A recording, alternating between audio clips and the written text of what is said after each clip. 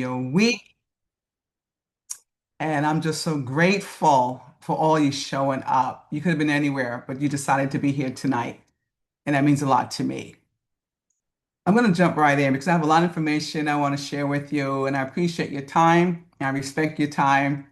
And I want to make sure you come away with valuable information. That's my whole intent. First of all, I want to say welcome to Women's Month. So this message is deliberate. This message is about us. This is our month to shine as women. So we're going to go ahead and take advantage of it before April gets here and they move on to something else, right? So I just want to say I am Dr. Leah Riddick Cunningham. I am your emotional health and wellness educator, and I'm here for you.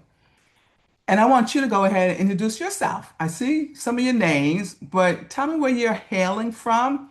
I'm in Florida at this time. I am a Long Island, New York girl, however, so I'm a New York girl through and through, but I'm here in Florida now, and I'd love to see where some of you are chiming in from. So let's go ahead and see where some people are visiting in from.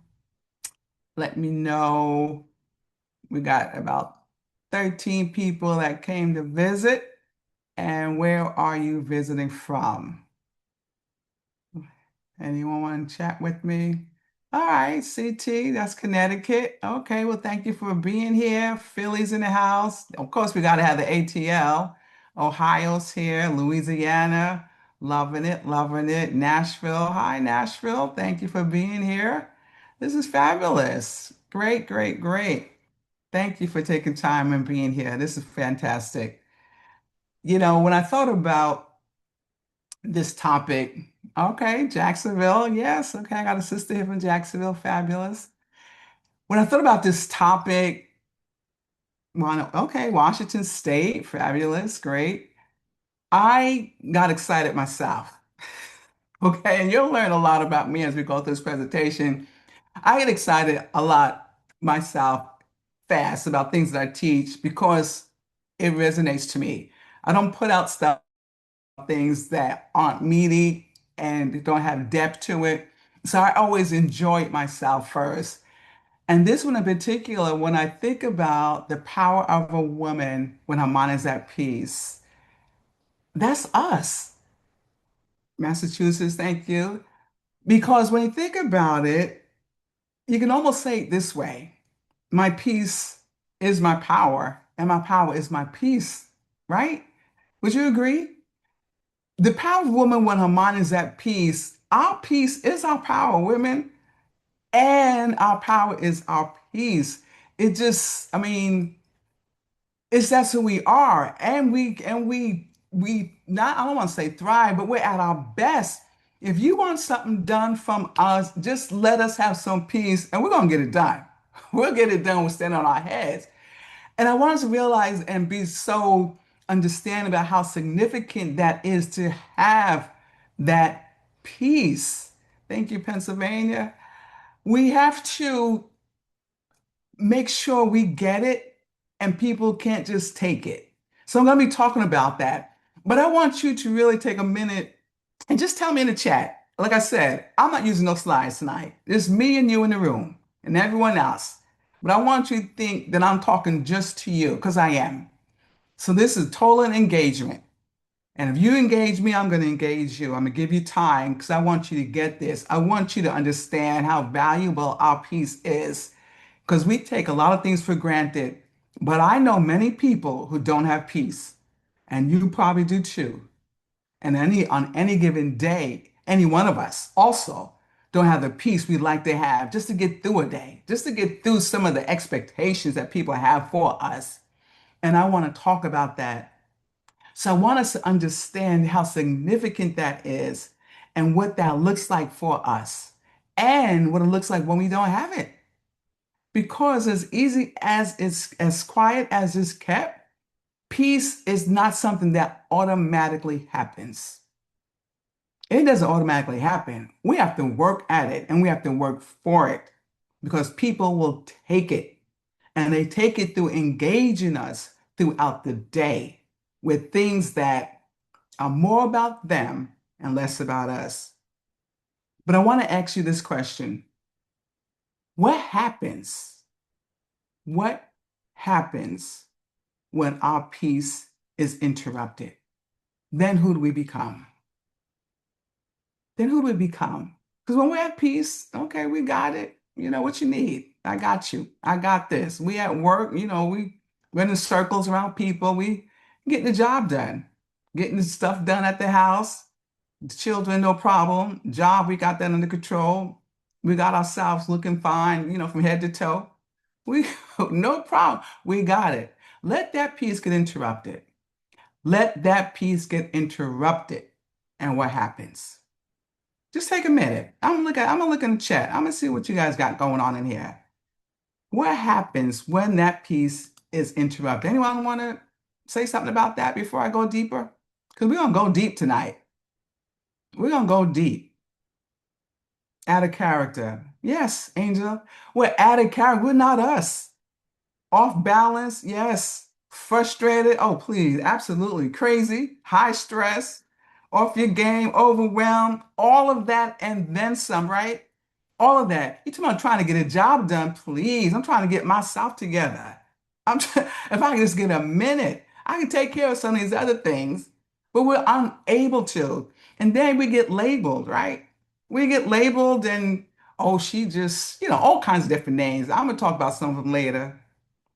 But service others instead of ourselves, right? We become more people pleasers. Yeah, I see that, Marilyn. More service to others than ourselves. We put ourselves at the end of the day. A Tasmanian devil. Absolutely. We lose ourselves because our peace was interrupted. And I want to talk about how confused, yes. And I want to talk about how that happens. How that happens, how we have our peace interrupted. There's a thing I want you to understand, and I want you to talk about it as I share this. Those dominant thoughts that we have, those dominant thoughts that take over our peace. Dominant thoughts are the thoughts that interrupt your sleep, interrupt your day, interrupt your conversations because it's a thought. It's not verbal, it's going on in your head. Come on, somebody. Interrupts a great day that you may be having, a picnic, yeah, rumination. Whenever you're something you're doing, there's this dominant thought that takes over. And the dominant thought is the negative thinking that we have. Because dominant in and of itself is domineering. It overrides. It overrides the thoughts you may be having. It overrides whatever you might be doing. It overrides your intentions. It overrides your peace. It overrides any feeling you may be having. Because it's a thought that slips in your mind that is domineering. It dominates, and it dominates with a negative thought. I want to give you a little bit of a backdrop here. I was a few minutes late for this piece of intro. Exactly, Amber. Your piece was interrupted, so it threw you off to being on time. Exactly. And it not only does that on time, it throws us off on our whole day. Great example. Thank you for that.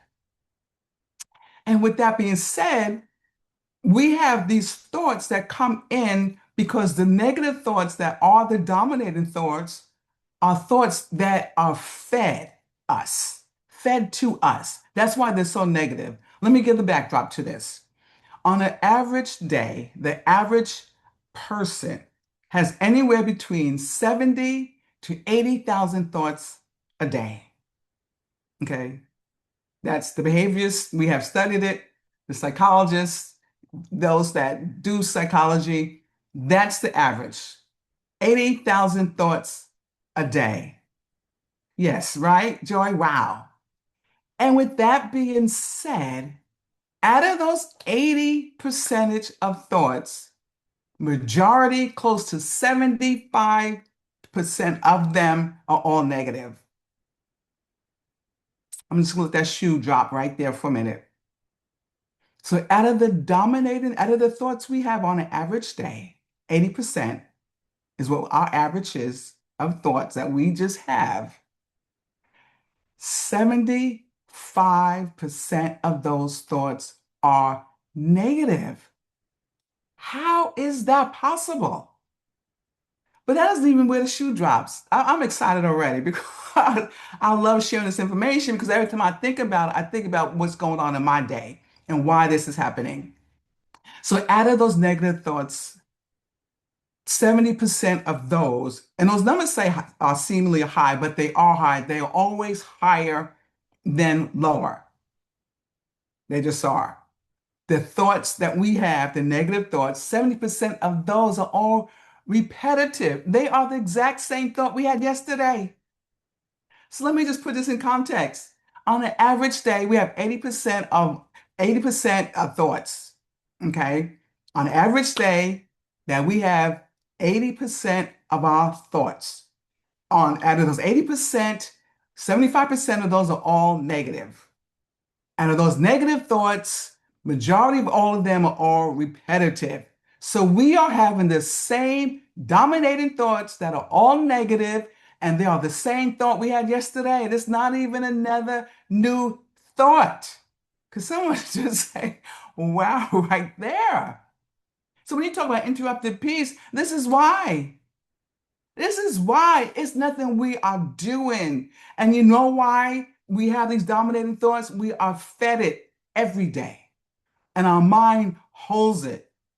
Our mind holds these thoughts, and not just on the things on TV, not just the things that we have learned, but these are the thoughts that we have with people.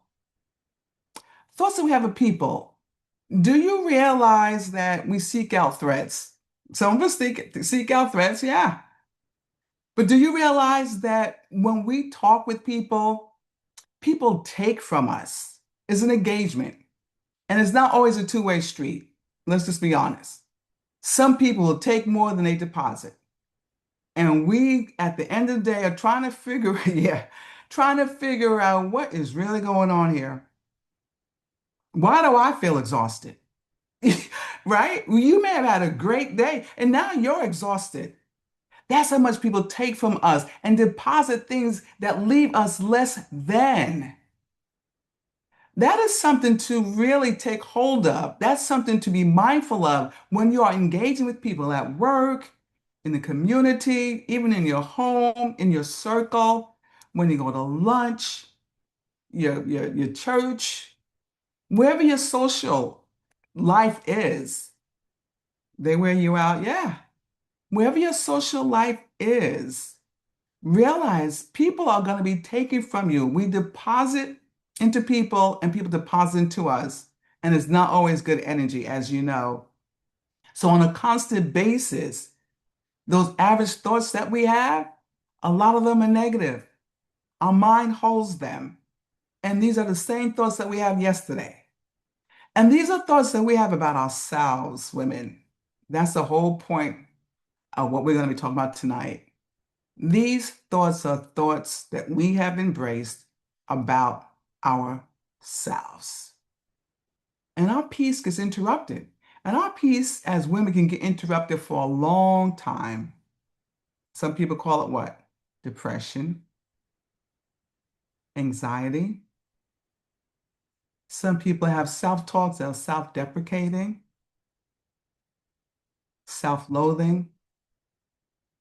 Some of us have thoughts about ourselves because we don't look like other people. We're not as small. We're not as tall. We're not as light. We're not as bright. We're not as smart. We didn't get the degree. I mean, we have all these thoughts about ourselves and we interrupt our own peace. I want you to put in the chat right now some of the things that have interrupted your peace. Put in the chat. I'm going to read them out. I don't need to read no names. I'm just going to read them out though, and we're just going to just chat about it a little bit because we need to understand that we can have peace if we would get out of our own head, get out of our own way sometimes about the things we think about. And I'm going to show you how to flip that script in a minute. But we can't flip the script until we know what script we're flipping, right? Just can't flip the script. We don't know what we flip. We don't know what dominating thoughts we're having about ourselves. All right, I see everybody's popping in here. Let me see what you got going on. Yep, threats. Let's see. Self-doubt, I'm behind. We haven't achieved more. Performance reviews, family dynamics, self-doubt, New supervisors, not worthy of love. That's a good one right there. Not worthy of love. We have some real deep negativity that goes on in our heads about things that nature, about how we feel and how people think of and feel about us. People at work, the imposter syndrome. Yes, yes, and yes. Yes, that imposter syndrome. Absolutely. Family, I'm not good enough. Divorce, yes, the divorce, my job. All of those, you're right on point. You're right on target. These are things, childhood trauma and generational trauma. Angel, you all in my message. You're absolutely correct. Negative reminder of past. Yes, yes, Renee, thank you. Absolutely. Other people telling you their problems and the effects they put on. Yes. People are good at telling you their problems. They don't realize they didn't even ask permission. People will steal your peace because they'll do things like that. They'll tell you stuff they didn't even ask permission to share. And they'll just tell you things. And then they want you to listen intently. You got to stop what you're doing. You got to give them your undivided attention. That's a lot to ask. They don't know what kind of day you had. They don't even ask what kind of day you had. Negative experiences, all those things rob us of our peace on a daily basis. So when we talk about not being able to be at the top of our game, I want you to understand why. Confrontations with family members, yes. I want us to understand why that is and how that happens and what we can do about it. Because these things interrupt our peace and it throws us off. And we aren't as powerful as we like to be. Because when we are, we know we're on top of it. So let's look at what this would mean. Let's look at what this would mean if you had the peace you wanted. Church people, So let's look at what that would mean if you had the peace you wanted. Because this is the thing I have come to understand too. We can identify problems, but can we identify what we want to do about them and what it would look like if we were able to solve them? This is why I asked the question this way, because sometimes we want change, but we don't know what that would look like. So we don't even know when we got there. Let me say this differently. The power of a woman when her mind is at peace. What would that look like for you at the top of your game when you do have peace? If you know you are having dominating thoughts that are all negative and you're shifting from that, if you know you need to stop thinking about being anxious, you need to stop letting people talk to you about a whole bunch of things. You need to stop letting confrontational family members interrupt your life. You need to not let yourself have those imposter syndromes. If you know those are things that take place, what would you do about it? And what would that look like for you when you did do something about it? Because if we don't know what it looks like, we won't know when we got there. Let's talk about that. Let's talk about that. What would it look like for you to have peace? What would it look like for you to be able to operate in peace? And not just one day, knowing how to get there every time you need to get there. Because it's one thing to be able to get there, but do we know how to get back there when we need to? Feel free. Okay. Yes. Thank you for that. All right. Anyone else want to feel any? Okay. A new me, a new beginning. Feel free. Unstoppable. Yeah, I'm unstoppable. Yeah, exactly. More responsive instead of being reactive. Yes, responsive instead of being reactive. No ruminations. Absolutely. Absolutely. That's a big one. That's exactly right. And so we have to understand that we have to have an idea. Well, yeah, thank you for putting that in there. We have to have an idea of what we are even looking for. Because more centered, if we don't know what we're looking for, you know what happens when we try to leave from something and do something different? This is what we do. We leave from over here. We ain't quite sure where we're going. So we just we just circle back. We end up circling back. And the same thing that was problematic in the beginning becomes a problem at the end because our ending was the beginning. We circled back because we don't take time to really, yes, old patterns are hard to break. We don't take time to break them. Thank you for that, Angel. We don't take time to break the pattern. And I'm glad you even mentioned patterns because that's exactly what happens. We end up developing patterns. We don't even know when we developed it. We're not sure how we developed it. We don't know where it came from. But you know what happens? We end up living in it. It becomes cyclic. So we know we're not living in peace. We know that, but we don't know how to get out of it. We don't know how to get to it and get out of what is becoming problematic to us. We have to figure out, we have to learn, we have to understand what emotional dysregulation is and what transformational living should be and what that can be for us so that we do have our peace. Because no one should be able to take your joy. No one should be able to rob you of your peace. You should be able to reach for peace when you want it and get it when you need it. Just nod your head right there or say amen, whatever you resonate with. You should be able to get peace when you want it. You should be able to go days without having peace, weeks. Sometimes we get into these, little funks or whatever, right? And we don't know how to get out of it. And it takes a minute for us to get back. And the thing about that becomes scary is that if you give them an inch, as you've heard it said, they'll take what? They'll take a mile. So in other words, if you don't do anything about it right away, people will keep taking. And before you know, you ain't got nothing left. Nothing. And you don't realize that you have developed now behaviors that are associated with these things that have taken place in us, these trust issues from people, or the self-loathing, the anxiety and imposter syndrome, the things that people take from us and then deposit this negativity back in us. Those things that become those dominating thoughts now become self-limiting beliefs about ourselves that we are not good at our jobs. We're not smart enough. We're not good women. We're not good wives. We got baby mom and dad. Whatever the things they start saying about us, because we haven't switched that out and it keeps robbing us of our peace a little bit at a time. We start developing behaviors that now mimic it because we didn't stop to do anything about it. We know it wasn't true, but we didn't know what to do about it so that others knew it wasn't true. We developed a pattern and we actually became submissive to it. It was unbeknownst to us. It happens a little at a time, just by a thought. And I'm thinking about the thought because everything starts with a thought. Everything's in the mind because everything starts with a thought. All the people need to do is deposit a thought in you. And if you don't do something about it, it becomes a belief. The thing I want you to understand about our mind is spatial. What I mean by that, it's not tangible. Our mind is not tangible. It's spatial. It's within the brain. But what's in the brain, in that spatial area called the mind, is what we allowed in it.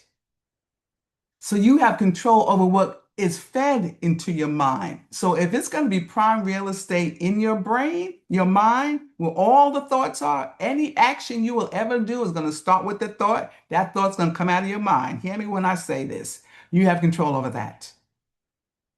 You have control over that. It's prime real estate in your brain. Don't let it be consumed by negative thoughts. I want you to figure out I don't know. I'm gonna figure it out and I'm gonna tell you. Okay? I'm gonna do the work. I'm gonna tell you how you're gonna do this. You're gonna need to understand because everything starts with a thought, what you're gonna now feed your mind. So it's not filled with all negativity. Yes, exactly. Strong arm. That's right. Thank you for putting that in there, Amber. We're gonna need to learn how to shift from that.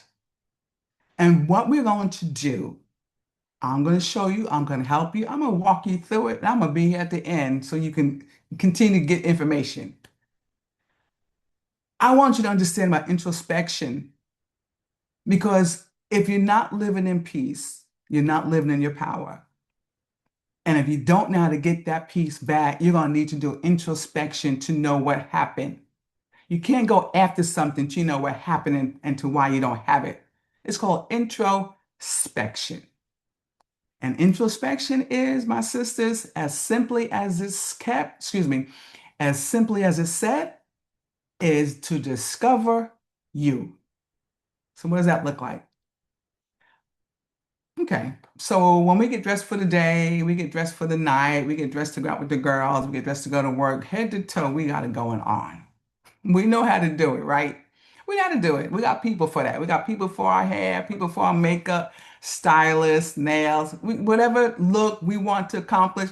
We got people for that. We know somebody who knows somebody who knows somebody. We're going to get the look we want for the day, for whatever the occasion is and what it warrants. What about that look inside you? What about the introspection when you look not at you, but look into you and see what's in there? And take time to look at that so you can discover you behind the makeup, behind the hair, behind the clothes, behind all those things, even the names, the labels that we let the CEOs and business owners and boss ladies and Patty, mine is a garden. Your thoughts are the seeds. You can grow flowers or you can grow weeds. Well said, well said. And we need to go ahead and look into ourselves, look into our soul, and see those things that are interrupting our peace. We need to go in and discover us. We move past us a lot in life. We just keep it moving. It's even told to us, oh, just keep it moving, just keep it moving. That didn't hurt. That didn't bother you. That shouldn't be annoying to you. What you mean? Because just because it didn't bother you, yeah, it bothered me when they said that.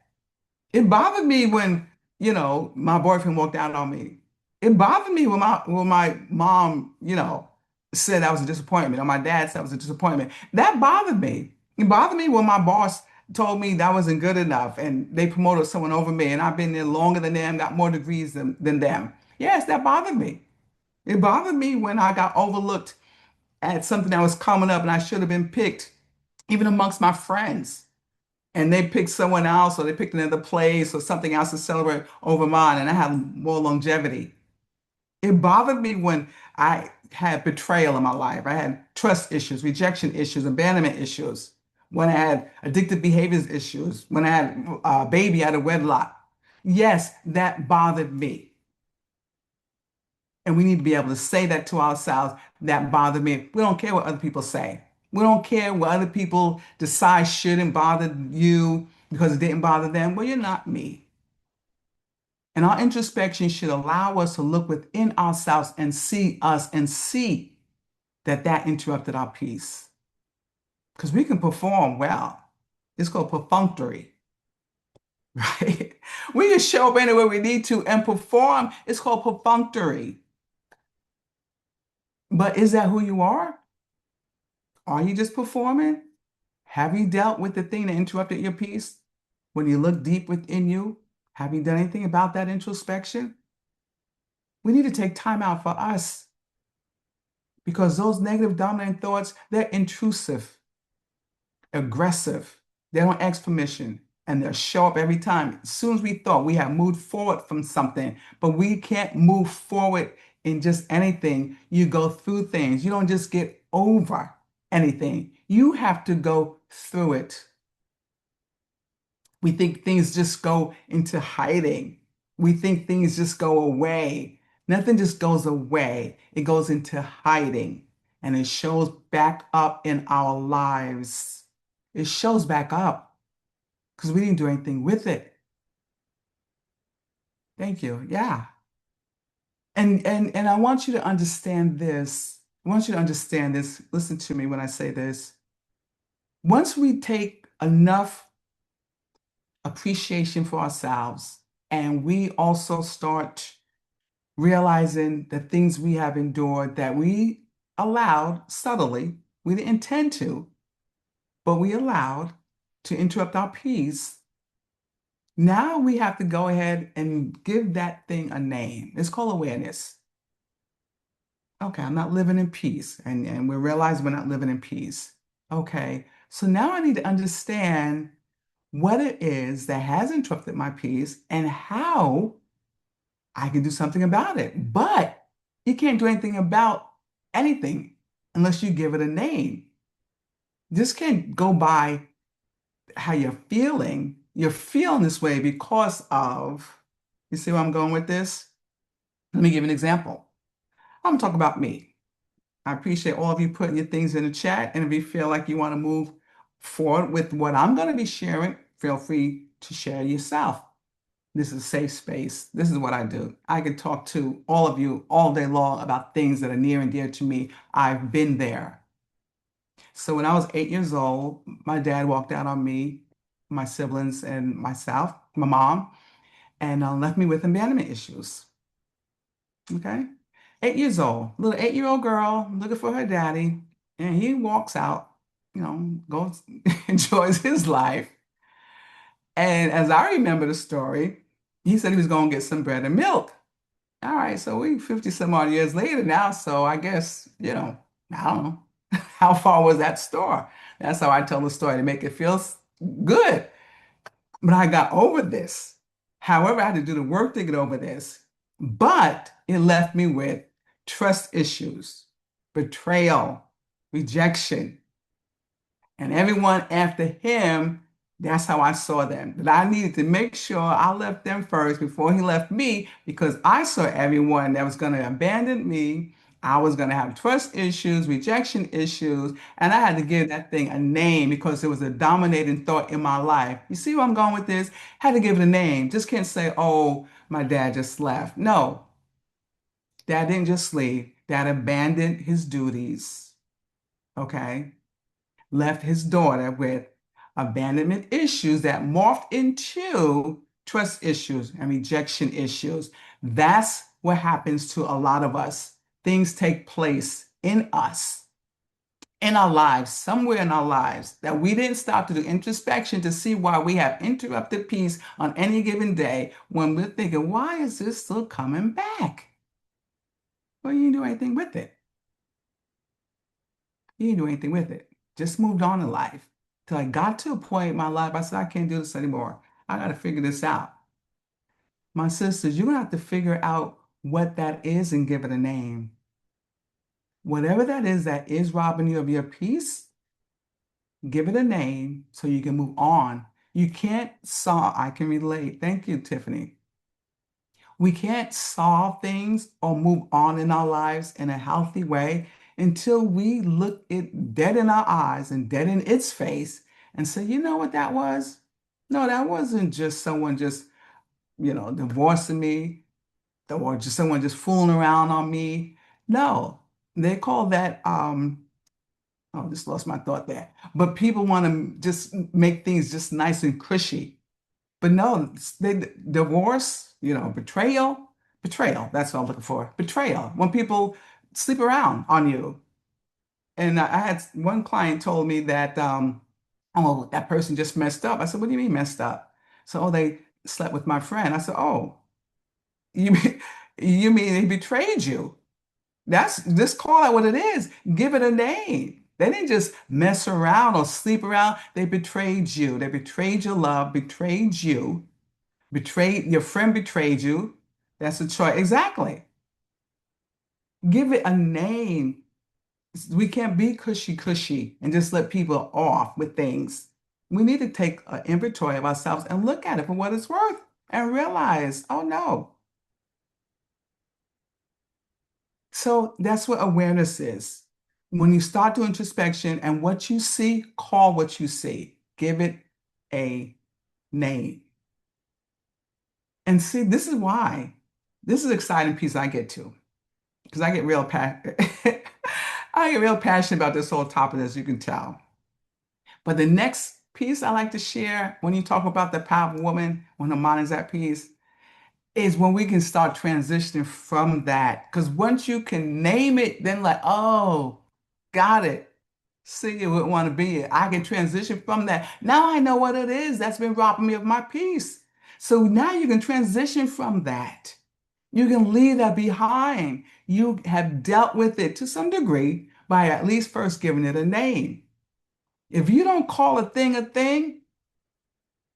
then it's still always going to be a thing without you calling it anything. And it's always going to be still lingering in your life. Call a thing a thing. Say it. And when you say it again and say it again and say it till you believe it. Because sometimes we'll just say something because someone said to do it. Trust me, I know all the things because I've done there, been there, bought the t-shirt, but now I'm as free as can be. Teach it, studied it, help people with it, have degrees in it. Call it a thing, say it, repeat it to yourself until you acknowledge it for what it was. We're not trying to save nobody, save you. You're no good to anybody unless you're at the top of your game. If you don't have your peace, you're just giving off what you got left. Take a minute right there. Put something in the chat. Give me a name of something that you need to recognize you need to call a thing a thing. Let's see what we got going on here. She's been honest. She got yes, intellectualization. Okay, what else we got in here? Abuse. Yes, thank you for that.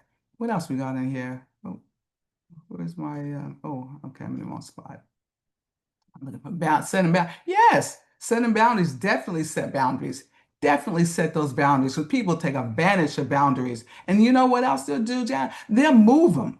If you don't set the boundaries, people will move boundaries on you. You're absolutely right. Absolutely. Mind games, yes. Mind games. People are crafty, and some people know deliberately what they're doing. And if you bring it to their attention, and narcissist, oh yeah, narcissist, the worst kind. Stacy, oh, yeah. People, people, hear me when I say this.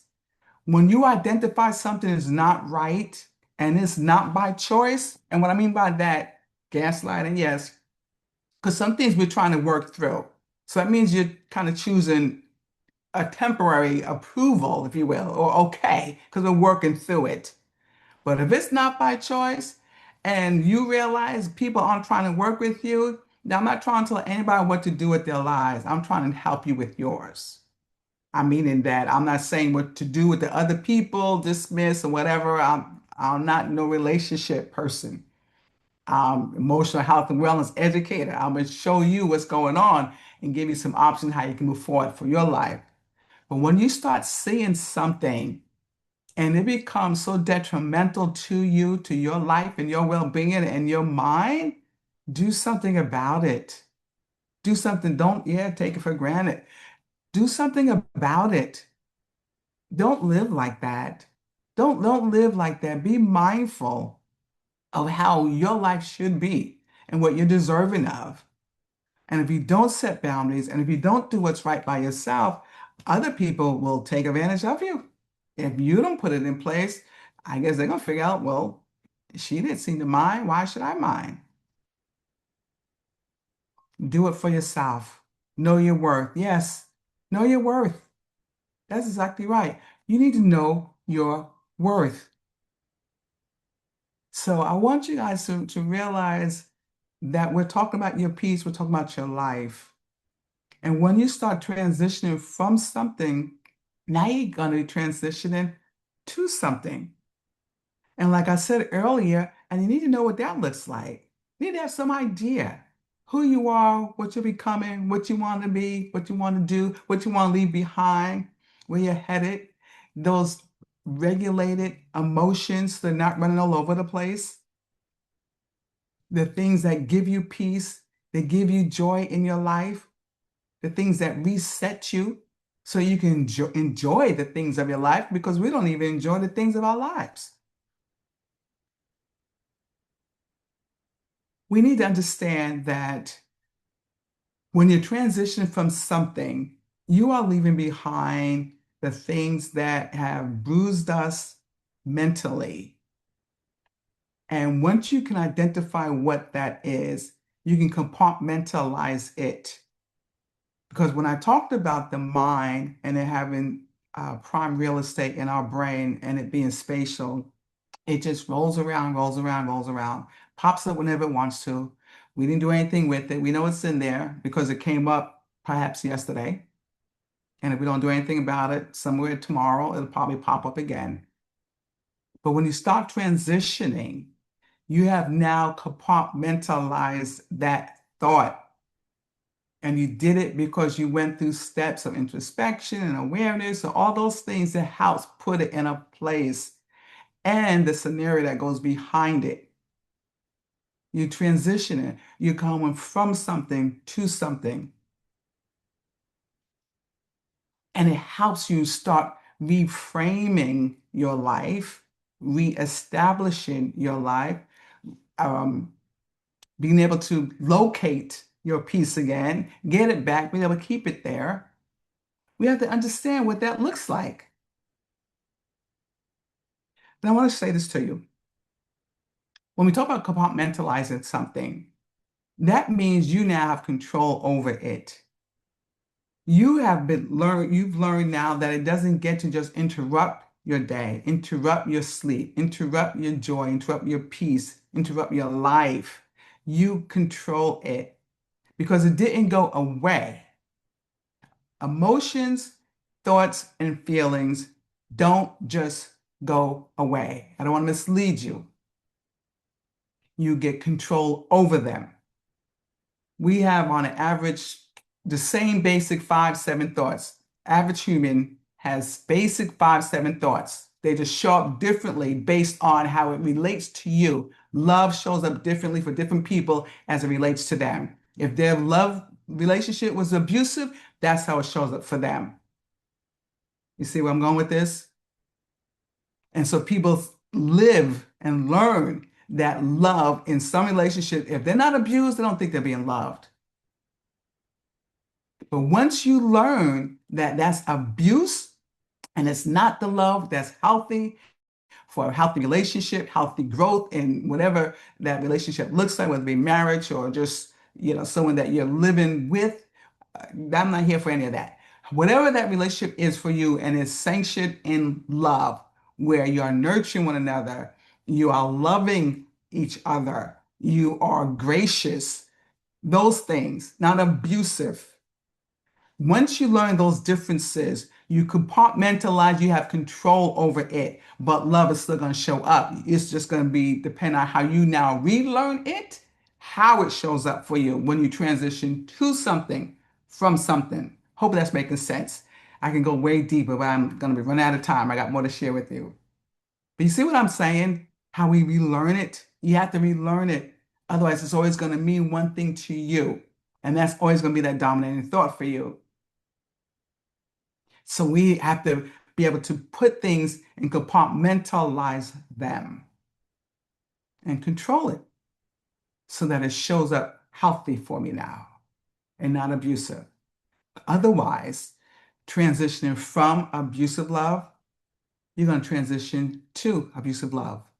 You're going to leave that, but you're going to come right back to it because you didn't put a replacement there to stop you from the transition to the transition, excuse me, from the transition from to the transition to. And that's where we miss it. We just say, oh, I'm good. I got over it. Did you? Really? Because that relationship looks the same as the last one.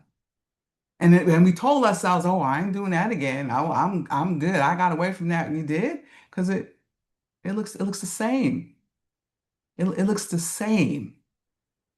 We have to learn how to replace it. We have to go from the emotional dysregulation to transformational living, but there has to be a transformation. Transformation in and of itself means to be transformed so that what you had should look different. What you had, it should look totally different from what you now have. If there is a transformation, is a change, total change, almost to the point where you can't even identify it. Transformed. And when we talk about that piece, whatever it is that interrupted it, you need to make sure that we have transitioned from that to what it should be now in that transformational state. We need to know what that looks like. And often we need help in knowing what that looks like. I needed to know what it looked like to have a healthy father figure in my life. I need to know what it looked like to have healthy relationships and not thinking every man after that was going to be someone I had to be mindful that he was going to abandon me or he was going to cause me to have rejection issues or any of those things that was associated with abandonment. And what I used to do prior to becoming healthy, I just leave them first. Oh, well, this relationship, may not go too long. And I usually was the one that broke it up first just to save myself. And I would leave first out of relationships. That's how that was my survival mode. But we can't live there. You can't live there. Survival modes are temporary. We got to get the healing. We got to get to what we're supposed to be getting to. I've done that too. Okay, Tiffany, me and you on the same page. But at some point, we have to be able to move from that. I want to take a minute right here. I want you to put in the chat, tell me what transformation would look like for you. If you're going from something that you know was unhealthy, that particular thing that you finally now have named it, now you're going to compartmentalize it. So now you got control of it. Now tell me what that should look like in its transformed state in your life. Let's talk about it. Let's talk about it. I'm right here. Let me see what you got. Let me see. Oh, wait a minute. Let's put something in. What does transformation look like for you? Where you know that you went freedom, need to make different choices. Yeah. Self-care. That's a good one. Self-care. Yep. True self-love. Yes. Yes. Absolutely. Self-love. If you don't love yourself first, how do you know what that's supposed to look like for someone else to love you? That's great. That's excellent. Confidence. Yes. Gotta have confidence. Know yourself. Be confident within yourself. Absolutely. You don't need anyone else to tell you that. Know these things about yourself for yourself. Be your own best cheerleader. High five your own self. And if anyone else comes along and wants to tag along and wants to give you a compliment, that's great. Compliments are good. We like it. Bravery, yes. But already know what they are telling you is something you already know. Do not plan for failure, right? When they compliment you, know that they're complimenting you on something you already know. In other words, we're not living for the compliments. You're just applauding and appreciating what I already know. And that's not being arrogant. That's knowing yourself. Because if we leave it to live off of other people's compliments, then we're always going to live off of only when they say something that it's true. In other words, so if they don't say it, so now we're feeling that there's things about us that are problematic or not as good or not as wonderful because no one complimented on you. Compliment your own self. We don't need to wait for other people to have to say something good about us. Know it for yourself. Know it for yourself first. Your transformed life should have you all over it first and other people that you welcome in. Does that make sense? You need to be able to high five your own self and know where you're headed. We have the um, people that are on the news, right? The journalists, when they do reporting, the who, what, when, where, and why, right? I call them the five W's, the who, what, when, where, and why. And that's good. That's very good. So when you start transforming, you need to know now who you are, why you're there, okay, where you are, what you got going on, and when. And know those five things. So there's more than just getting there. Know the five things. Now, with that being said, this is the tool that you need to have in your toolbox, though. This is the tool that you're going to need to have in that toolbox when you get to that transformed life, is the how. Know how you got there. Know how you got there, because if you know how you got there, you'll be able to stay there. Because, like I said, emotions, they don't go away. Okay, now we didn't transform, but they didn't go away. They try to come back and they bring other behaviors with them. That's just how they roll, okay? But if you know how you got to your peace and how you got to your transformed life, you're going to know how to stay there. That's the key. That's the key. You're going to know how you got there and how you can stay there when they show back up to try to remind you of things that you went through. Now, however long we end up being on this earth, okay, we're gonna go through a couple of things and they're gonna try to show up looking like something we went through in our past. But don't you let it, because you're gonna know how you got to your peace. You're gonna know how you can stay at your peace when it shows back up with things of your past. Because that's what it does. And when you do that, it's the most liberating feeling that any one person can have, and especially us as women, because we can dominate any sphere we're in. Let's just be honest. We can walk into any boardroom, any classroom, any room of a house, store. It doesn't matter. Whatever the audience might be, whatever the venue might be, meetings, this, a little, lunching, a huge presentation, whatever it is, and engage in conversations and dominate it. We just have that capability. We can pretty much feel people out. We can pretty much be able to engage in conversations. We're good at those things. We have great skills. I mean, let's look at the statistics about women. We're just dominating in every area, in every area. The CEOs look at the top tiers. Okay, the C-suites. Pretty much, I know some of the administration areas I came from, the C-suites dominated by all women, all women. I mean, so we know that. But we got to learn how we can maintain that by maintaining our peace, maintaining our minds intact. Can't let people just kind of come in and out of our lives and shift that. And then we stuck, for a minute. And when I mean a minute, you know what I mean. They can throw us off our game. Better emotion regulation has emotional hygiene. Yes, yeah, yeah. Better emotion regulation, less hijacking. Also important to note that forgiveness doesn't take the pain away, this desire. Yes, that's absolutely right. Absolutely right. I'm gonna read that out loud. That's absolutely right. It's important to understand that forgiveness doesn't take the pain, the hurt away. It does not dissolve the pain. It doesn't.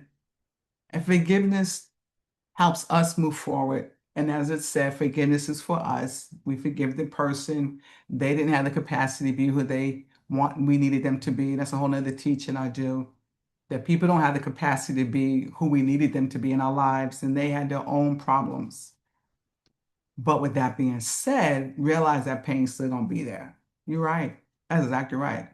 But we can get over that too. So we can get over anything once we call it. When we name it, once we know what we're dealing with, we can get over any of that. So that's a good point, though. That's a good point. Okay, let me keep going though. All right, so with that being said, so the tool, the how to is key. That's quintessential in this whole thing, knowing how you got there so you can stay there. So then, but transformation is just the arrival. So it's the arrival of the new you. You didn't got through a few things, we didn't went through a whole bunch of steps. You got to the new you, and that's great. You got a new life, you got a new look, you got the new thing happening. But the thing with that, living forward, living forward in peace, living forward in your power is now what I call essentialism. Essentialism. So let me tell you what that is. So essentialism means now living with only what's essential for you, not other people. Oh, you did away with that? Yes, don't need it no more. Don't need him, don't need her, don't need them. You hear what I'm trying to tell you? What's essential for you? What's essential for you to keep your peace? Make the decision.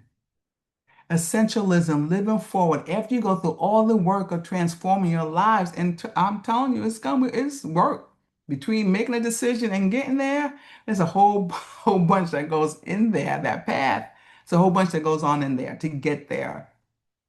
But once you get there, that essentialism, that living forward is where you identify three things. Identify the things that no longer serve you. Identify the people that no longer serve you. Identify the places that no longer serve you. Identify the things that no longer are part of your purpose. Tiffany says she's already working on that. You have to, you have to, my sister, you got to now Decide what things, people, and places no longer serve you and no longer are part of your life. Because if you continue to try to do all that work and still hang out and go and do all the things that really, why? It's like returning back to the scene of the crime, as it said. Why would you do that? Before them? What? No, remember you're living for you and you're not being selfish, or maybe you are being selfish, but just trying to take care of you. They're no longer essential. They're no longer a part. They don't serve any more purpose. Why would you need to try to maintain a relationship with someone or something that no longer serves your purpose?